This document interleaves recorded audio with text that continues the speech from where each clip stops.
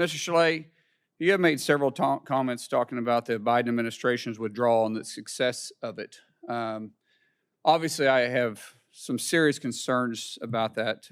First of all, has anybody been held accountable for the disastrous withdrawal that took place, considering the American lives that were lost and how many Americans we left behind? Senator Mullen, thank you for the question, and thank you for the time in your office the other week. And I genuinely, I'm short on time. I just didn't know, has anybody been held accountable? Senator, accountability is critically important. I'm just saying, has anybody been held accountable? That's a simple one. That's a yes or it's a no.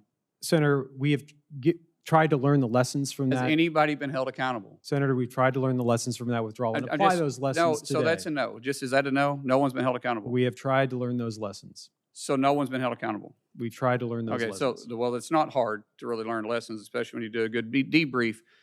In fact, when I talked to you about it in my office, you said, well, the chips need to lie where they may.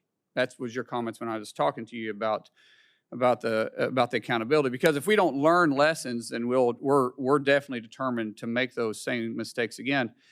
Several times, Secretary Blinken and this administration lied when they said that every American that wanted out got out. Do you believe those statements were accurate? Senator, I do. Oh, you do? Well, then why was there hundreds of Americans that got out? And by the way, the night of the 29th, the 28th, and the 30th, I was assisting trying to get those Americans out when you guys said that every American that wanted out could get out. But the truth is, the Abbey Gate, after the bombing, HKI was closed. And you know this as a fact. No one was getting into HKIA. They were getting turned away. In fact, the morning of the 30th, and this is recorded on your hotline that you set up for Afghanistan, I was asked, because I had a 3-year-old girl, plus I had Miriam and her 3 children, plus a whole host of other people that we were trying to get in. And all night of the 29th, you guys were taking me from gate to gate to gate to gate to gate to gate to gate, trying to get these individuals in HKIA. And all that had to be said was that you guys had to call over the gate and ask for them because we were dealing with the Taliban. And see, the Taliban, ironically enough, if we paid them enough money, we could get Americans out. But the State Department was stopping us every step of the way. And so the morning of the 30th, your employee at the State Department asked me personally, do you have another way to get them out? Because we've closed the airport. And so for you to sit there and say that every American wanted to get out, you're absolutely lying. And you know that to be factual, and you say it with a straight face. What's bad is that 3-year-old girl we're trying to get out died a few days later from a leg infection, and you all knew about it because I sent you pictures of it that's still on my phone, was why I said it was important that we got her out through HKIA because she needed serious medical attention. By the way, this wasn't a refugee. This was an American citizen, and her parents were American citizens, and you all knew this to be factual.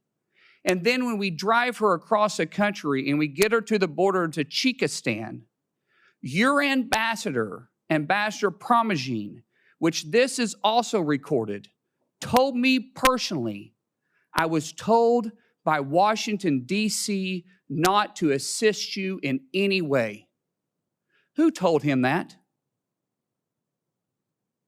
Senator, thanks for the question. And no, I don't want to know who told him that. I don't have much time. I don't want you to try to get around it. Who told him that? Senator, I don't know the details of that. Well, the State Department said it. Has he been held accountable? Because that 3-year-old died because of her leg infection before we get her across the border. Senator, again, I appreciate what you did to help. No, I don't want that. I don't need that. I don't need that. I want accountability. I want someone to be held accountable. Because you know what happened after that 3-year-old girl died, and I called you guys and I said that she died? I hung up the phone and we went black as a team and we quit communicating with you. And 3 days later, you guys, the State Department, released my photo and my approximate location to the Washington Post and said I was lost in Afghanistan with a bag of cash, and never called my family to see if that was true. Never called my wife. You guys released it to a political rag, and they ran it, and they put my life in serious danger. including the entire team that was trying to get the Americans out that you guys left behind. And not one single person has been held accountable.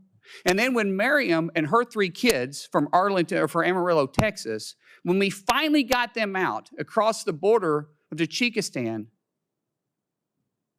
without your all's help, because you guys refused to help us, because you told the ambassador not to assist us anyway, Secretary Blinken, the person you was advising, goes to the podium and says, the State Department has successfully negotiated to get the first Americans out since the fall of Afghanistan. I didn't know you guys were there when she had a gun held to her hand with her 2-year-old in her arms.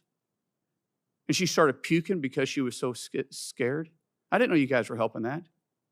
I didn't know you guys were making a single phone call. I didn't know you guys were there paying off the Taliban with that bag of cash that you said I had in the hands. I didn't know you guys were there. And you're going to tell me that you can't say if someone's been held accountable or not? Senator Mullen, your time's expired.